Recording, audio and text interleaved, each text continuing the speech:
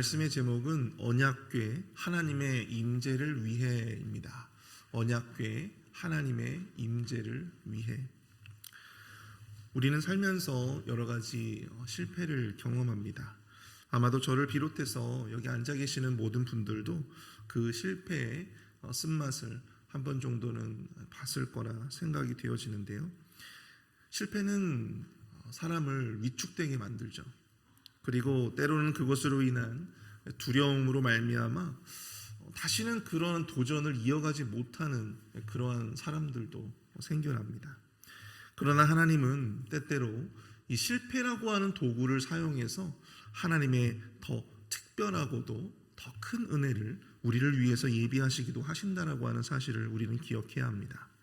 오늘 본문에서 다윗과 이스라엘 백성들이 마주한 실패, 그리고 그것을 통해서 다윗과 이스라엘 백성들에게 부어주셨던 하나님의 놀라운 은혜, 바로 이러한 경우라고 할 수가 있는 것이겠죠. 다윗은 하나님의 궤를 자신의 성으로 가지고 오고 싶었지만 뜻하지 않게 큰 실패를 경험하게 됩니다. 우리가 지난 수요일 날 담임 목사님의 설교를 통해서 들었던 바와 같이 그들은 하나님을 향한 좋은 뜻으로, 또한 선한 뜻으로, 기쁨으로 하나님의 궤를 다윗의 성으로 옮겨오고자 했지만 그 기쁨은 우사의 죽음으로 말미암아 실패와 절망, 또 두려움으로 크게 바뀌었다라고 하는 것입니다. 그러나 하나님은 그들의 실패와 절망으로 놔두지 아니하셨습니다. 그 실패를 바탕으로 그들은 더욱더 하나님의 뜻 안에서 하나님의 궤로 인한 더 큰 기쁨과 더 큰 은혜를 만끽할 수 있도록, 누릴 수 있도록 인도해 주셨다라고 하는 것이죠. 오늘 새벽에는 이 본문의 언약궤 이주 사건을 통해서, 그것을 통해서 우리가 하나님의 임재에 대해서 깨닫게 되어지는 두 가지의 영적인 통찰을 함께 나누어 보고자 합니다. 첫 번째는 언약궤 이주 사건은요, 하나님의 임재에 대한 우리의 그릇된 시각을 바꿀 것을 요구하고 있다라고 하는 것입니다. 우리의 그릇된 시각을 바꿔야 된다. 다윗이 언약궤를 자신의 성으로 옮기고자 했던 이유는 과연 무엇이었을까요? 우리가 다 알다시피 언약궤 안에는 크게 이 세 가지의 성물이 들어가 있습니다. 그것이 무엇인지 여러분들 아시겠습니까? 바로 하나님이 광야에서 이스라엘 백성들에게 내려주셨던 만나가 들어가 있어요. 그리고 또 한 가지는 십계명의 두 돌판이 들어가 있죠. 그리고 마지막 아론의 지팡이, 쌍난 지팡이가 들어가 있었습니다. 이 세 가지의 성물들이 공통적으로 상징하는 바가 있었겠죠. 그것이 바로 무엇이냐면 하나님의 말씀이었어요. 하나님의 말씀. 그리고 이 하나님의 말씀으로 상징되었던 언약궤를 자신의 성으로 가지고 오고자 할 때에 바로 그러한 옮기는 행위라고 하는 것은 다윗이 하나님의 임재를 바라고 구하는 어떤 그러한 행위였다라고 하는 사실입니다. 문제는 다윗과 이스라엘의 이러한 바람이 하나님의 말씀을 기다리고 하나님의 임재를 기다리는 그러한 그들의 바람과 소망이 한순간에 무너져버리고 말았다는 거예요. 새 수레에 하나님의 궤를 옮기는 과정에서 우사가 끔찍하게 죽임을 당하게 되었습니다. 임재의 상징이었던 하나님의 궤는요, 더 이상 이 사람들에게 어떤 소망과 희망의 대상이 아니라 오히려 절망과 두려움, 아주 강한 두려움의 대상이 되어버리고 말았다라고 하는 것입니다. 좋은 뜻으로 사실 하나님의 뜻을 구하고 정말 이 언약궤를 통해서 정말 그들이 더욱더 하나님과의 어떤 좋은 관계 가운데 나아가고자 했던 이런 선한 뜻이 있었음에도 불구하고 다윗과 이스라엘 백성들은 큰 실패를 경험하게 되었다고 하는 것입니다. 왜 도대체 하나님은 이스라엘 백성들에게 이러한 실패를 경험하게 하셨을까요? 그것은 이 언약궤를 옮기는 것에 대한 다윗의 어떤 변화, 태도의 변화를 우리가 살펴보면 그 내용들을 깨달을 수 있게 되는데요. 우리가 역대상 13장 3절에 이런 말씀이 있습니다. 역대상 13장 3절. 우리가 우리 하나님의 궤를 우리에게로 옮겨오자. 사울 때에는 우리가 궤 앞에서 묻지 아니하였느니라 하매. 다윗은 말합니다.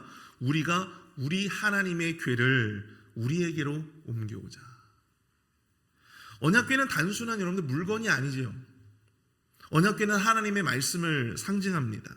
그리고 그것을 가지고 온다, 그것을 소유한다라고 하는 것은 하나님의 임재를 상징하는 것입니다.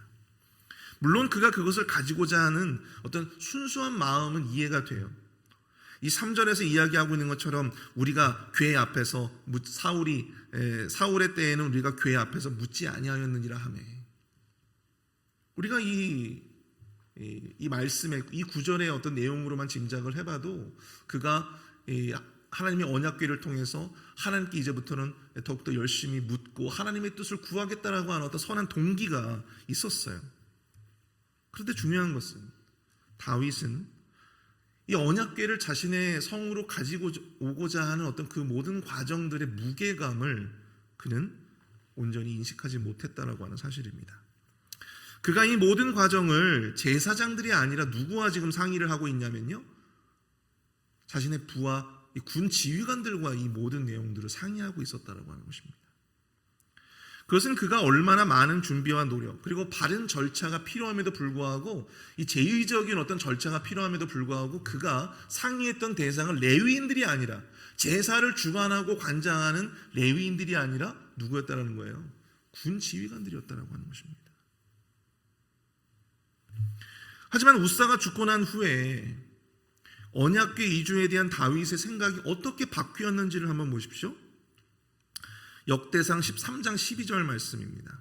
그날에 다윗이 하나님을 두려워하여 이르되 내가 어떻게 하나님의 궤를 내 곳으로 오게 하리요 하고, 자신들이 옮겨온다면, 그렇게 마음 먹으면 언제라도 그 궤를 옮겨올 수 있을 것이다 라고 생각했던 다윗이었어요. 그런데 그런 자신감이 이제는 어떻게 바뀝니까? 내가 어떻게 하나님의 궤를 내 곳으로 오게 하리요. 절망감으로 바뀌었다라고 하는 거예요. 무력감으로 바뀌었다라고 하는 것입니다.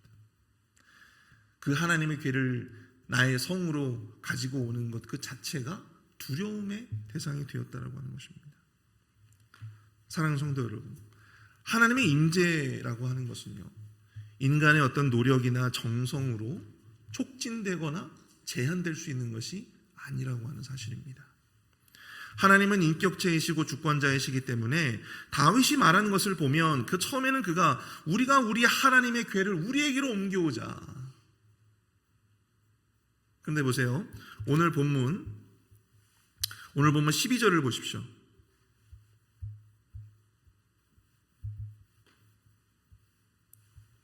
오늘 본문 12절을 보세요. 그들에게 이르되 너희는 레위 사람의 지도자이니 너희와 너희 형제는 몸을 성결하게 하고 내가 마련한 것으로 이스라엘의 하나님 여호와의 궤를 메어 올리라. 이스라엘의 하나님 여호와의 궤를 메어 올리라. 그렇게 이야기를 하고 있습니다. 하나님의 임재는 인간의 노력이나 정성으로 촉진되거나 제한되지 않는다고 하는데요, 그 모든 결정과 그 모든 과정을 자신이 주관할 수 없다라고 하는 이러한 생각이 보여지는 이러한 말씀들. 실패를 통해 다윗은 하나님의 임재라는 것이 자신의 계획한 대로 자신이 자신에게 자신한 대로 되어지는 것이 아니다라고 하는 것을 깨닫습니다. 그래서 그는 더욱더 간절함으로 하나님의 은혜를 구하며 언약궤 이주를 준비하고 있다라고 하는 것이죠. 하나님의 궤를 둘 만한 곳을 마련하고, 또 오늘 본문 2절을 보시면 다윗이 이르되 레위 사람 외에는 하나님의 궤를 맬 수 없나니 이는 여호와께서 그들을 택하사 여호와의 궤를 메고 영원히 그를 섬기게 하였음이라. 하나님의 궤를 옮기는 이 과정도 말씀의 근거에서 하나님이 뜻하신 바대로 그 절차와 방식대로 그것을 준비하고자 했다라고 하는 사실입니다. 저는 오늘 이 다윗의 모습을 보면서 우리의 신앙에 있어서 실패가 주는 분명한 긍정적인 선한 영향력이 있구나라고 하는 것을 깨닫게 되었습니다. 다윗은 실패함으로써 하나님의 뜻이 무엇인가, 아무리 좋은 선한 동기와 선한 의지를 가지고 있다 하더라도 그것이 하나님의 뜻인가, 아니면 나의 어떤 열심과 나의 의지인가, 하나님의 뜻이 과연 무엇일까? 어떻게 하는 것이 하나님이 정말로 원하시는 것일까? 다윗은 자기 자신의 어떤 열심과 강력한 의지에 집중하기보다는 이제 하나님의 의지와 하나님의 뜻에 더욱더 집중하게 되었다고 하는 것이죠. 하나님이 원하시는 것이 과연 무엇일까? 그가 진정으로 더욱더 고민하게 되었다고 하는 것입니다. 왜 실패했을까? 그는 단지 자괴와 어떤 절망감에만 빠져 있었던 것이 아니라 하나님의 뜻이 무엇인지, 하나님의 방식이 무엇인지에 대해서 더 고민하게 되었습니다. 그리고 시간이 흘러 그것을 깨달은 후에 비로소 다시 다윗은 언약궤를 자신의 성으로 옮길 다시금 더 큰 도전을 지금 앞두고 있다고 하는 것이죠. 하나님의 임재를 바라고 또 그것을 의지하는 것은 여러분 우리의 영역이나 이 하나님의 임재를 여러분들 우리 마음대로 또 우리의 뜻대로 우리의 임의대로 할 수는 없는 것입니다. 때로는 아무리 우리가 선한 뜻을 가지고 하나님의 임재를 강력하게 바라도 그것을 위해서 정말 완벽한 준비를 했다 하더라도 우리가 하나님의 임재를 경험하지 못할 수도 있는 것입니다. 하나님의 임재가 우리의 임의대로 되어지지 않음을 우리로 하여금 깨닫게 하시기 위한 것이죠. 우리는 그저 어떻게 합니까? 그것이 우리의 의지의 영역이 아니라 우리의 어떤 정성의 영역이 아니라 하나님의 은혜의 영역이기 때문에 우리는 그저 그것을 기대하고 더욱더 그 하나님의 은혜를 바라고 또 하나님의 임재를 간절히 사모할 수밖에 없는 것이죠. 오늘 다윗의 실패와 또한 다시 도전하는 다윗의 모습은 하나님의 임재에 대한 우리의 시각이 어떻게 바뀌어야 하는가를 우리에게 보여줍니다. 하나님의 은혜가 넘치는 하나님의 임재가 있는 예배를 우리가 드릴 수는 있겠지만 그 은혜와 임재는 우리의 영역이 아니라고 하는 것입니다. 우리가 주관하고 우리가 컨트롤할 수 있는 것이 아니라는 것이죠. 우리는 그저 바라고 기도하고 또 기댈 뿐입니다. 하나님의 뜻과 하나님의 방식대로 예배하며 하나님의 임재를 더욱더 갈망하고 구하는 것. 우리가 그렇게 겸손하게 하나님의 은혜를 구하고 찾을 때 우리 하나님은 우리의 삶 가운데 또한 우리가 드리는 모든 예배 가운데 하나님의 임재로서 우리 가운데 함께해 주실 줄 믿습니다. 두 번째로 이 언약궤 이주 사건은요, 하나님의 임재를 위해서 우리가 순종으로 준비되어야 함을 깨닫게 해준다라고 하는 것입니다. 하나님의 임재를 위해 우리는 순종으로 준비되어야 한다. 다윗은 전에 실패했던 것을 또다시 반복하지 않습니다. 그는 하나님의 궤를 옮기는 성경적인 방법, 하나님이 정말 원하시는 방법, 하나님의 그 뜻대로 그것을 운반하고자 합니다. 그래서 그는 레위 사람들을 모으기 시작했습니다. 본문 4절부터 10절까지의 말씀을 보면 언약궤 운반에 동원된 사람들, 그 과정 가운데 있었던 모든 사람들의 명단이 기록되어져 있습니다. 실질적으로 언약궤를 어깨에 메어야 했던 이 그핫 자손들 뿐만 아니라 나머지 레위 자손들, 이 언약궤를 운반하는 과정에서 제사를 드리고 찬양을 하고 이 모든 어떤 프로세스를 전체적으로 담당할 레위 자손들의 전체 어떤 숫자들을 기록을 하고 있는 것이죠. 이것은 그가 이전과는 달리 이 언약궤를 메어오는 그 모든 과정 자체에 대해서 얼마나 많은 준비를 중요하게 생각했는지, 영적인 준비들을 생각했는지를 볼 수가 있게 해주죠. 우리 11절과 12절을 보십시오. 다윗이 제사장 사독과 아비아달을 부르고 또 레위 사람 우리엘과 아사야와 요엘과 스마야와 엘리엘과 암메나답을 불러 그들에게 이르되 너희는 레위 사람의 지도자니 너희와 너희 형제는 몸을 성결하게 하고 내가 마련한 것으로 이스라엘 하나님 여호와의 궤를 메어 올리라. 다윗은 마치 광야에서 모세가 그러하듯이 레위 지파 지도자들에게 몸의 성결을 요구하고 있습니다. 그리고 하나님의 뜻대로 여호와의 궤를 메어 올리라고 명령합니다. 가장 먼저 이 언약궤를 옮기는 어떤 그런 과정과 어떤 그런 내용에 대한 것보다 가장 먼저 무엇을 요구하고 있는지를 여러분들 주목하셔야 됩니다. 무엇을 요구하고 있습니까? 그 언약궤를 매는 자들의 성결을 요구하고 있다는 거예요. 13절을 보십시오. 전에는 너희가 매지 아니하였으므로 우리 하나님 여호와께서 우리를 찢으셨으니 이는 우리가 규례대로 그에게 구하지 아니하였습니다. 하나님의 임재를 위해서 다윗이 언약궤를 다시 옮기려 했을 때 다윗이 했던 준비는요, 여러분 다른 것이 아니었습니다. 보다 더 철저하게 언약궤의 어떤 그 옮기는 그런 과정과 그런 행사에 대한 어떤 그런 준비보다도 그것을 옮기는 자들의 성결, 그리고 하나님의 방식대로 그것을 옮겨야 한다라고 하는 순종에 대한 이야기, 그것을 더욱더 강조했다라고 하는 것이죠. 이전보다 더한 열심, 이전보다 더한 정성이 아니라 보다 더 근본적인 것, 하나님이 무엇을 원하시고 하나님의 뜻이 무엇인지를 구하는, 그리고 그것을 준비하는 이 순종의 과정, 이것을 다윗이 주문했다라고 하는 거죠.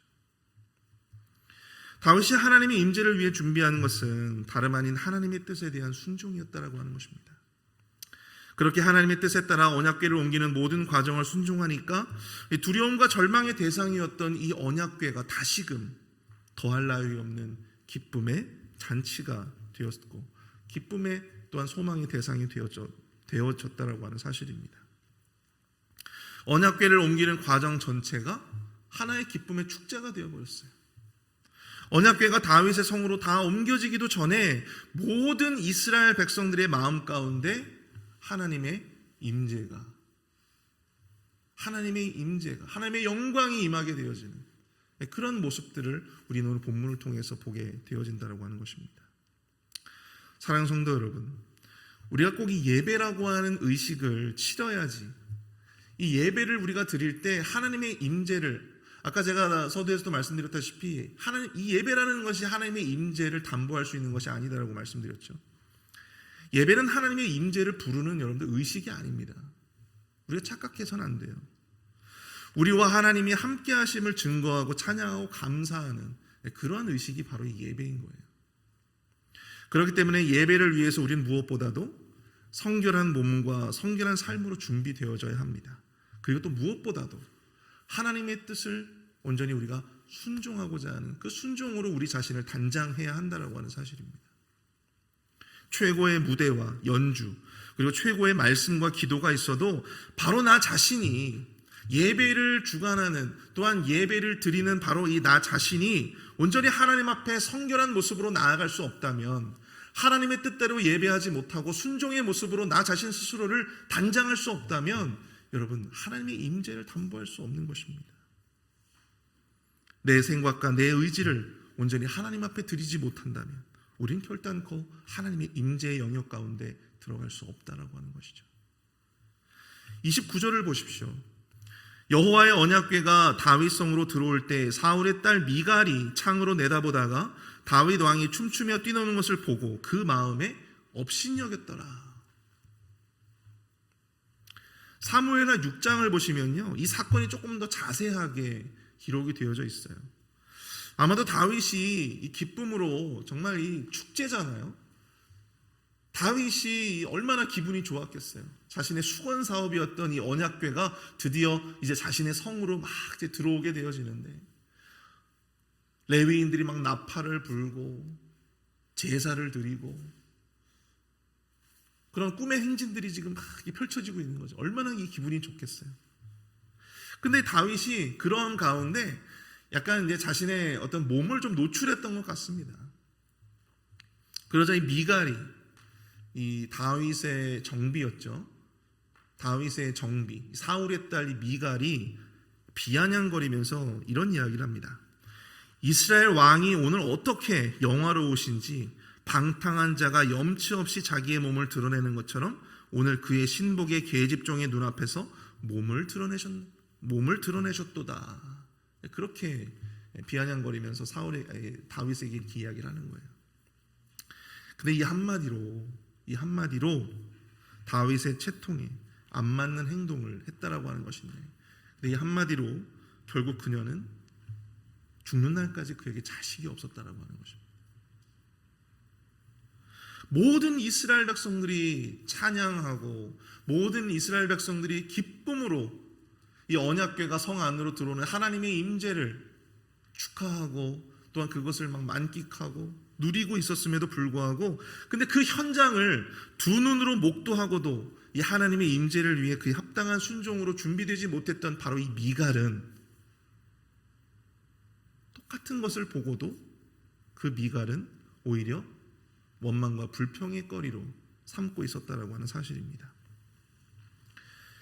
똑같은 예배를 보고 우리가 똑같은 예배를 드리지만 그 안에서 자신이 얼마나 하나님 앞에서 하나님의 뜻대로 순종되어지고 또 순종으로 준비되었는가에 따라서 예배에 대한 우리의 시각이, 하나님의 임재에 대한 우리의 시각이, 그런 느낌이, 감정이 이렇게 달라질 수 있다고 하는 것입니다. 자신이 얼마나 하나님 앞에서 순종함으로 준비되었느냐에 따라 누군가는 하나님의 임재를 경험하고 이 진심 어린 마음으로 기뻐하고 그 축제의 예배 가운데, 그 임재 가운데 우리가 동참할 수 있는 사람들도 있겠지만 누군가는 하나님의 임재는커녕 그 안에서 또 다른 불편함을 느끼는 사람들도 있다라고 하는 것입니다. 또 다른 원망과 불평의 이유를 만들어내는 그러한 경우들도 있다라고 하는 것이죠. 사랑하는 성도 여러분, 예배를 비롯한 우리의 모든 삶의 영역 속에서 하나님의 임재와 동행을 경험하시는 저와 여러분들이 되실 수 있기를 축복합니다. 예배는요, 하나님의 임재를 부르는 의식이 아니에요. 예배를 드리는 행위 자체를 하나님의 임재에 들어가는 것으로 착각하지 마시기 바랍니다. 여러분, 이 자리에서 우리가 모두가 지금 예배 드리고 있잖아요. 근데 이 가운데에서 하나님의 임재를 경험하는 자들도 있고, 새벽에 뭐 이렇게 말씀을 길게 해 하면서 그 하나님의 임재 가운데 열애된 사람들도 분명히 있다라고 하는 사실입니다. 미갈과 같은 자들도 분명히 있을 거예요. 하지만 우리가 하나님의 뜻에 따라서 나 자신을 먼저 성결하게 준비하고 하나님의 뜻에 순종함으로 이 예배를 단장한 저와 여러분들 가운데 하나님의 놀라운 은혜의 임재가 함께하게 될 줄로 믿습니다. 하나님은 우리와 함께 해주시고 우리와 함께 동행하심을 기억하고 성결과 순종으로 하나님의 임재를 늘 경험하시는 저와 여러분들이 되실 수 있기를 축복합니다. 우리 오늘 함께 이 말씀을 생각하면서 함께 기도할 수 있기를 원합니다. 우리 하나님의 임재를 경험하기 위해서 그것에 대한 우리의 시각이 바뀌게 하여 주시옵소서. 하나님의 임재, 우리의 시각이 바뀌어지게 하여 주시옵소서. 우리의 의지가 아닌 하나님의 은혜에 기댈 수 있게 하여 주시고 오직 하나님의 뜻에 순종함으로 하나님의 임재를 위해 나 스스로가 먼저 준비되어질 수 있도록 순종으로 나 자신을 먼저 단장할 수 있는 우리 모두가 될 수 있도록 인도해 달라고 함께 기도하겠습니다.